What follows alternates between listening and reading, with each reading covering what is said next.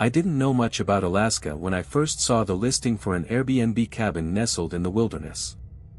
The photos were stunning, secluded, off the grid, with views of snow-capped mountains stretching endlessly. The idea of an escape from the chaos of life in the lower 48 sounded perfect.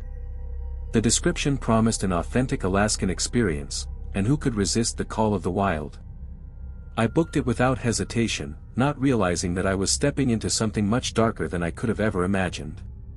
The host, a man named Aaron Miller, seemed friendly enough in his messages. He warned me that the road leading to the cabin could be treacherous during the winter months, especially as the days got shorter. "You'll need a reliable vehicle and experience driving in snow," he said.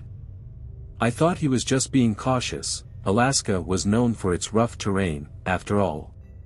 I was wrong.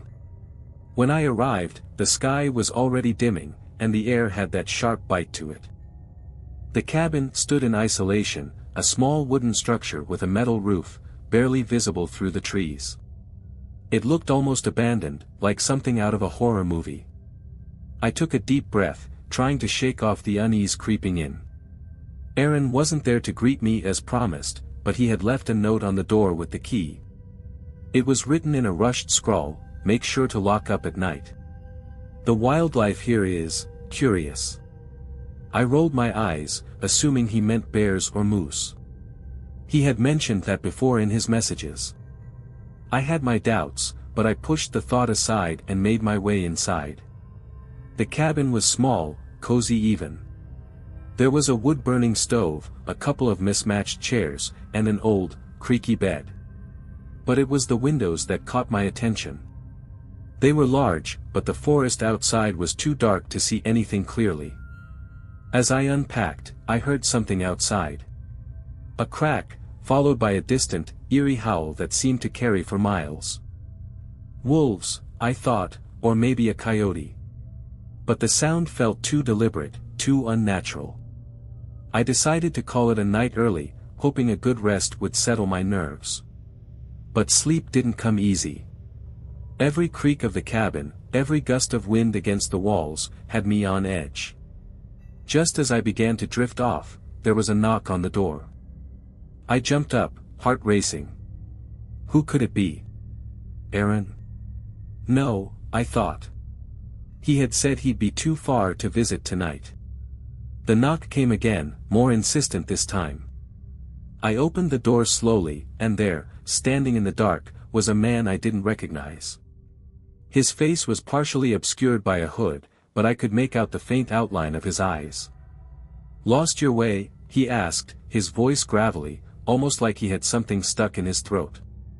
I froze, not sure how to respond. He didn't look like a tourist, and his presence unsettled me. "I'm fine," I managed to say, trying to keep my voice steady.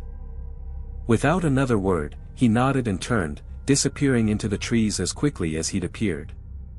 I didn't sleep the rest of the night. Something about that man, something felt wrong. And that's when it hit me. I wasn't alone here. The next morning, I convinced myself it was just a strange encounter, nothing to worry about. Maybe he was a local looking for someone else. The night was long, and my mind was playing tricks on me. But as I stepped outside to survey the land, that feeling of being watched crept over me again. The forest was eerily quiet. Not a bird, not a rustle in the trees. It felt wrong. I tried to push it aside, telling myself that Alaska was just different, wild, untamed. But the silence made my skin crawl.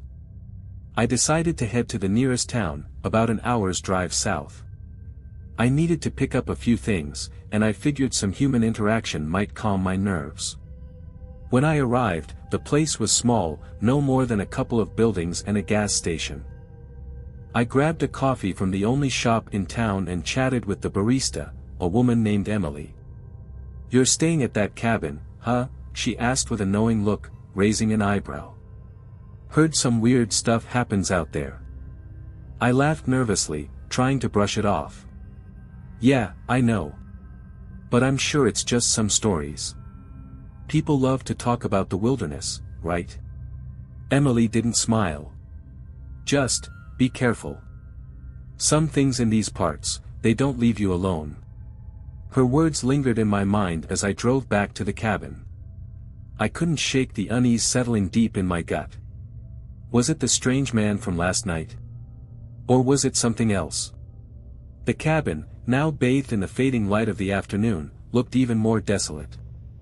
I parked the truck and walked up to the door, but before I could open it, I heard a noise from the woods. A low, dragging sound, as if something heavy was moving through the underbrush. I stood frozen, heart pounding. And then, through the trees, I saw him. The man from last night. His back was to me, but this time, I noticed something else, a long, dark shape wrapped around his shoulders. It looked like fur. My breath hitched. I called out to him. "Hey, are you lost?" He didn't respond. Instead, he began to turn, and I froze. His face was no longer obscured by the hood. His eyes were sunken, too dark, and his skin was unnaturally pale. His lips were cracked, almost blackened. He smiled, but it wasn't a friendly smile. It was twisted. Without a word, he took a step toward me, and that's when I saw it. Clutched tightly in his hands was a large, jagged knife, the kind that looked like it belonged to a hunter. My instincts kicked in.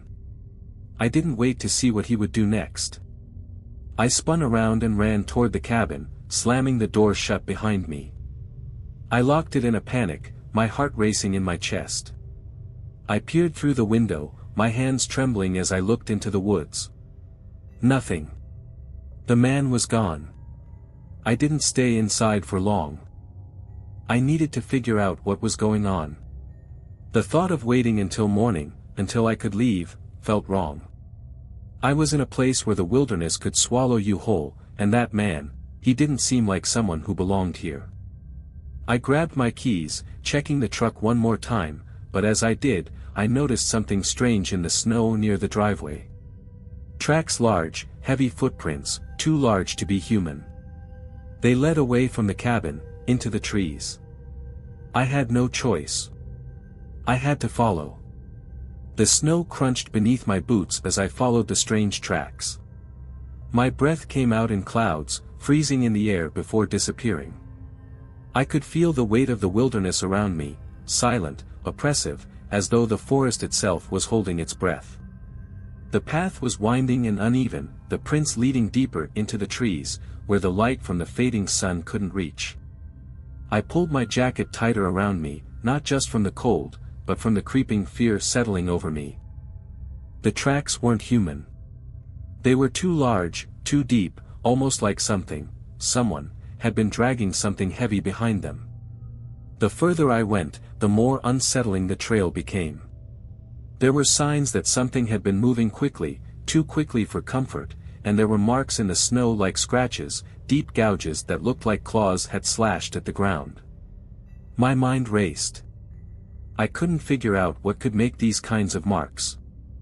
I thought of bears or wolves, but these tracks, they didn't belong to any animal I knew. Something darker, something far worse, seemed to be stalking these woods. I kept moving, determined to find out what the hell was going on. I glanced back at the cabin, still visible in the distance, a small speck of warmth in the vast, cold wilderness, but then I heard it. A crack, a sharp noise from behind me. My head snapped around, but all I could see was the endless line of trees and snow, stretching out into the twilight. Nothing. I quickened my pace, my boots scraping against the ice, and suddenly, I stopped dead in my tracks. The tracks I had been following, they ended. They disappeared. Just like that. I stood there, blinking in disbelief. There were no more prints in the snow. No broken branches. Just a strange, empty patch of forest. My heart thudded in my chest as I glanced around, but I saw no movement. No shadow slipping between the trees. I was about to turn around, when something caught my eye. There, just beyond the trees, something that didn't belong. A figure. At first, I thought it was just another tree or a shadow, but no. It was a person, or at least, it looked like one. But the way it stood, unnaturally still. Too still. Its head tilted at an odd angle, as if it were trying to look at me from the corner of its eyes. My throat went dry. It didn't move, not even a twitch. For a moment, I thought about running back to the cabin, but something made me take a step forward. I wasn't sure what drove me to do it. Maybe some part of me still thought I could rationalize it, maybe I thought it was just a trick of the light. I took another step, and that's when it moved. Slowly. Jerking. Like a puppet on broken strings. It took one step, then another, each movement dragging itself closer to me. Its face, if you could call it a face, was half covered with something dark, like dirt or ash, and its eyes were wide, unblinking, just dark pits. The thing's skin was stretched too thin, like it had been pulled too tight. I didn't wait to see more. The primal instinct to survive kicked in, and I turned and ran, faster than I ever thought possible. My breath burned in my chest, but I couldn't slow down. Not with that thing behind me. I heard it following, dragging its feet over the snow, its steps in rhythm with mine, getting closer, closer. I reached the cabin in what felt like a lifetime, my hands fumbling for the door handle, my body shaking so violently that I nearly fell over.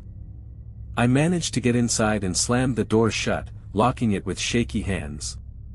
My heart raced in my ears as I leaned against the door, gasping for breath. But then I froze. The door wasn't the only thing that had been knocked.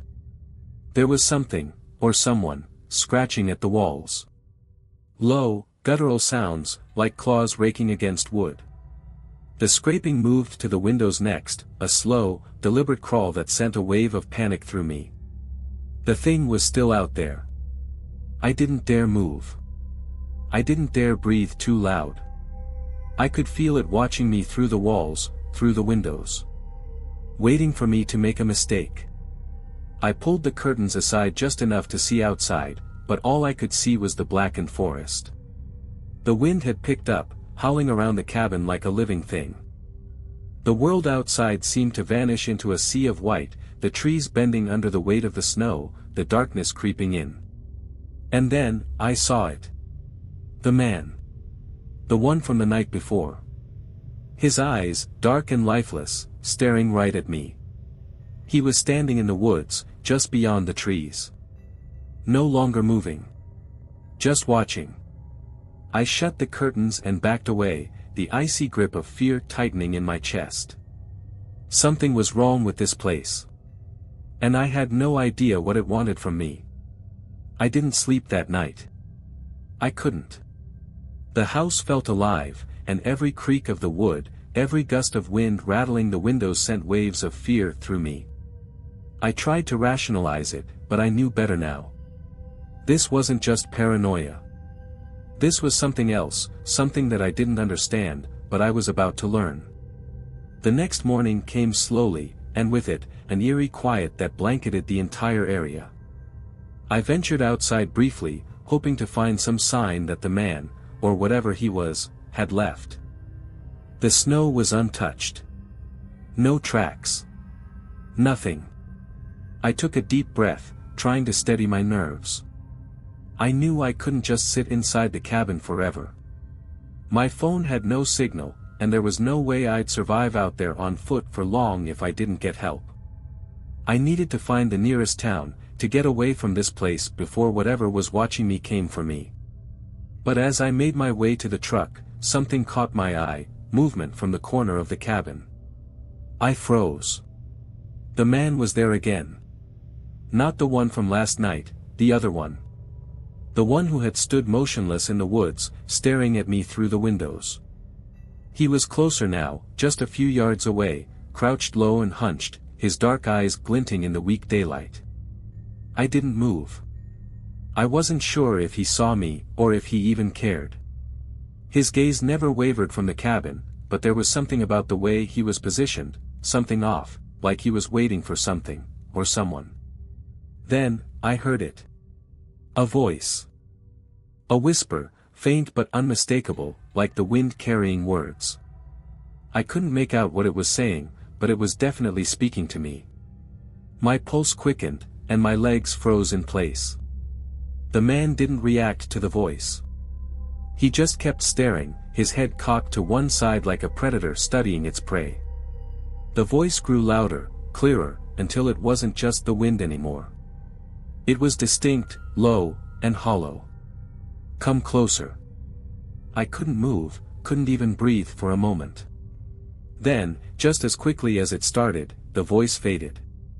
The man stood up, stretching his back with a slow, deliberate motion, his eyes never leaving mine. Without a sound, he turned and disappeared into the trees, his footsteps sinking into the snow without leaving a trace. I didn't know what to do. I made it back inside the cabin, locking the door behind me with trembling hands. I leaned against the door, trying to catch my breath, but the terror wouldn't leave me. The voice, it wasn't human.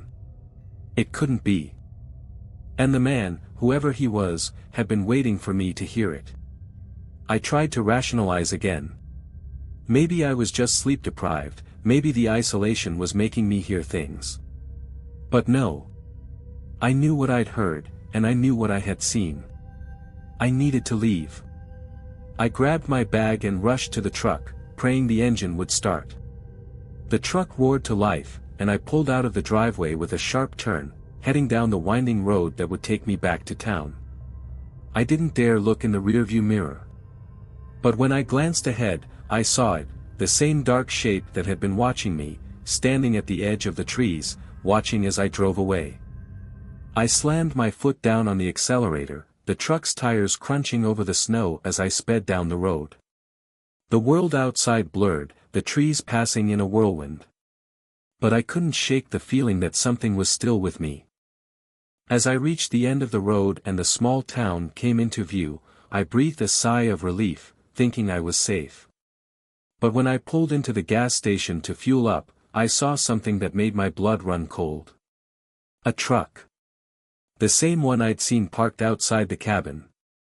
It was parked near the pump, covered in snow, but the engine was still running. And in the driver's seat, no one was there. I stared at the truck for a long moment, my breath freezing in the air. My skin prickled with a coldness that had nothing to do with the temperature. Then, from behind me, I heard it. A voice. The same whisper from the woods. "You're not alone." I spun around, but there was no one there. The town was empty. The gas station, silent. But the truck, it hadn't moved. The fear I had been running from was no longer a distant thing, it was here. And it wasn't going anywhere. I tried to ignore the voice, telling myself it was just my mind playing tricks on me. Maybe it was the stress, the isolation, or the lack of sleep. But deep down, I knew. Whatever I had stumbled into out there in the woods, whatever was hunting me, it was real. I quickly finished fueling my truck and sped away from the gas station, desperate to put as much distance between myself and the town as possible. But as I drove, the feeling of being watched never left me. My eyes flicked nervously to the rearview mirror every few seconds, half expecting to see the truck from the cabin tailing me. But every time, the road behind me was empty. The drive back to the cabin was a blur of fear and adrenaline, my hands gripping the steering wheel so tightly that my knuckles turned white. I couldn't shake the sensation of being followed, of something dark and menacing just beyond the trees. The landscape was so wild and barren, so unforgiving, that I couldn't imagine how I had ever thought I would be safe here. The wilderness was a predator, and I was its prey. When I finally reached the cabin, I didn't park in the driveway. I pulled off to the side of the road and shut off the engine, sitting in the dark, staring at the cabin. My mind raced. I could leave. I could drive straight to the nearest airport, fly out of Alaska, and never look back. But something held me there. Something I couldn't explain. I got out of the truck and approached the cabin slowly, my heart pounding in my chest. I had locked every door before I left, but now that I was back, I couldn't help but feel like something had changed. Like the cabin had become something else entirely, a place of twisted memories and hidden horrors. I reached the door and slowly turned the handle. It creaked open, and I stepped inside, the familiar smell of wood and dust greeting me. Everything looked the same, but something felt wrong. The air was thick, heavy, almost suffocating. I could hear the wind howling outside, but it sounded different now, more menacing, as though it was warning me. I locked the door behind me, then checked the windows. All secure. But as I turned to head back to the living room, I saw something that made my blood run cold. The curtains in the window weren't drawn all the way. There was a gap, just enough for me to see outside. But it wasn't the wilderness that caught my eye. It was a figure standing in the trees, motionless. Watching. I didn't hesitate. I rushed to the window, pulled the curtains shut, and backed away. The room felt smaller, the walls closing in around me. I was trapped. A noise came from the back of the cabin. A scratching. Soft, deliberate. It sounded like something, or someone, was clawing at the walls. I froze, my heart hammering in my chest. My mind screamed at me to run, but my legs wouldn't move. It was as if the cabin itself was holding me hostage. I could feel the presence, closer now, pressing in from all sides. It wasn't just outside. It was inside too. The scratching stopped. And then the whispering began again. It wasn't the same hollow voice this time. It was closer, clearer. Like it was right behind me, in my ear. Come, closer. I turned quickly, my breath catching in my throat. There, in the doorway leading to the kitchen, stood the figure of a man. The same man who had been watching me in the woods, his eyes hollow, his skin stretched thin and sickly. His lips curled into a grotesque grin, the kind that made your stomach twist. "You shouldn't have stayed," he rasped, his voice deep and guttural, like something not meant for human ears. "It's too late for you now." I stumbled backward, my heart racing. I wanted to scream, but no sound escaped my mouth. The man took a step forward. Then another. I bolted for the door, but when I reached for the handle, I froze. The door, the one I had locked tight only moments ago, was wide open. Panic flooded my body as I turned back to face him. He was closer now, so close I could see the sickly pale skin around his neck, the veins that bulged beneath his flesh like they were about to burst. His hand reached out, and I screamed as his fingers closed around my wrist, icy cold. Then, the darkness swallowed me whole. I don't remember much of what happened next. When I woke up, I was outside, lying on the snow-covered ground next to the truck. The sun was just beginning to rise, casting pale light over the landscape. My body ached, my head felt like it was splitting in two, and my thoughts were fuzzy, as if I had just awoken from a long nightmare. I stumbled to my feet and looked around. The cabin was gone. In its place, there was nothing but a patch of barren ground, the outline of the building barely visible beneath the snow. The woods stood silent and still, the trees towering over me like sentinels. I ran to the truck, almost tripping over the snow in my haste. My heart pounded in my chest as I fumbled with the keys. The truck started with a loud roar, and I sped away, my mind too scrambled to focus on anything other than getting out. But as I glanced in the rearview mirror, I saw something that made me nearly crash the truck. A figure. Standing at the edge of the woods. Watching. The same eyes. The same twisted grin. And as I drove away, I realized something. It wasn't just the cabin that had disappeared. It was me. The road blurred in front of me as I drove, my hands gripping the steering wheel so hard that my knuckles were white. I didn't dare look in the rearview mirror again, but the sensation of being hunted, of something following me, never left. It was as if the very air around me had thickened, pressing down, suffocating me. The wilderness had marked me, and no matter how far I went, it would never let me go. The truck's headlights barely cut through the dark, the sky above thick with clouds. I didn't know where I was going anymore, didn't care.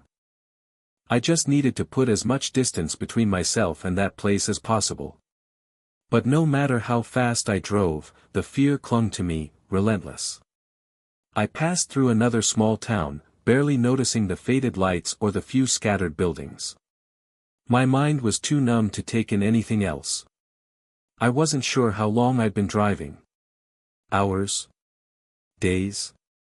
It felt like time had stopped altogether. I could still feel it, the presence. The thing that had been stalking me, pulling me toward it. And that thought, that realization, hit me with terrifying clarity. It had never been the cabin. The woods. The man. It wasn't a place or a person I had encountered. It was something else, something older, something that had always been there, just waiting. The wilderness wasn't just wild. It was alive. And it had claimed me, marked me, like an animal marking its prey. Suddenly, the truck lurched. The engine sputtered and died. I slammed my fist against the steering wheel, cursing under my breath. The truck rolled to a stop, and for the first time since I had left the cabin, I allowed myself a moment of silence. Then, I heard it. The faintest of whispers, carried by the wind. You can't run. I froze. The voice, it was inside my head now, slithering in the dark corners of my mind. I opened the door, stepping out into the snow-covered road. The cold bit into my skin, but I couldn't feel it anymore. All I could feel was the gnawing, oppressive weight of something watching me, waiting for me to accept it. To surrender. And then, I saw it. A figure standing at the edge of the trees again. It wasn't the man. This was something else. Something larger, more distorted. Its outline flickered in and out of existence like a shadow that didn't belong. Its eyes were the same deep, endless void I had seen before, but now they followed me. I tried to turn back toward the truck, to run, to escape. But my feet wouldn't move. I could feel my body growing heavier, as if the very air was thickening around me, pulling me down. You belong to us now, the voice whispered again, louder this time. There is no escape. Panic surged in my chest as the figure began to move toward me. It was slow, deliberate, dragging itself forward like it had all the time in the world. But the distance between us closed quickly, too quickly. I screamed, desperate to move, but my body betrayed me. My legs trembled, and my heart pounded, the sound filling my ears, drowning out everything else. It was here. It reached out, its hands long and twisted, its fingers like skeletal branches, and just as it touched me, just as I felt the ice-cold, otherworldly grip seize me, everything went black. I woke up again, but this time, there was no snow. No truck. No road. I was in the woods. I knew immediately where I was. The cabin. The trees. The dark, suffocating quiet. The cold was biting, but I couldn't feel it. I was numb. And as I stood up, I realized I wasn't alone. The figure was standing there, the thing that had been chasing me, now closer than ever. Its eyes, dark, endless pits, were fixed on me, and I could feel its gaze crawl under my skin, into my bones.